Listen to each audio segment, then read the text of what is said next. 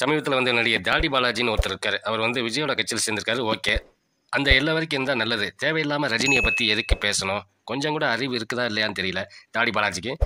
உன் முன்னாடி வந்து மைக்கை நீட்டினாங்கன்னா உன் கட்சியை பற்றி மட்டும் பேச வேண்டியதானே. ரஜினி வரேன்னு சொன்னார், வரல. ஆனால் என் தலைவர் வந்துட்டாரு, மாநாடு போட்டாரு, கொடி அறிமுகப்படுத்திட்டாரு அப்படின்னு சொல்லிட்டு அப்படியே பெரிய பில்டப்பு. ஒருத்தர் வராரு வராருன்னு வர மாட்டாங்க. ஆனால் தலைவர் வந்துட்டாரு, கொடி அறிமுகப்படுத்திட்டாரு, மாநாடு நடத்திட்டாரு. மேலும் வந்து புத்தக வெளியீட்டு விழாவில் வந்து அவருடைய ஸ்பீச்சை பாட்டு அப்படியே மிரண்டாராம் இந்த தாடி பாலாஜி.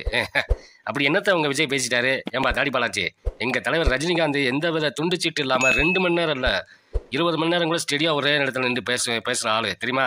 தாடி பாலாஜி, இதெல்லாம் நீ கேட்கணும். எங்கள் தலைவர் பேசுறதெல்லாம் நீ கேட்டேன்னா அவ்வளோதான், அப்படியே மெய்மறந்து அப்படியே சிலையாக நிற்க வேண்டியதான். ஓரளவுக்கு தான் பேசணும். ஓவராக பேசினா தலைவரோட ரசிகர்கள் பார்த்துட்டு சும்மா இருக்க மாட்டாங்க. ஓகே ஃப்ரெண்ட்ஸ், இந்த வீடியோ பிடிச்சிருந்தா லைக் பண்ணுங்கள், கமெண்ட் பண்ணுங்கள், ஷேர் பண்ணுங்கள். முக்கியமாக வந்து சப்ஸ்கிரைப் பண்ண வந்துடுறாங்க. மகிழ்ச்சி.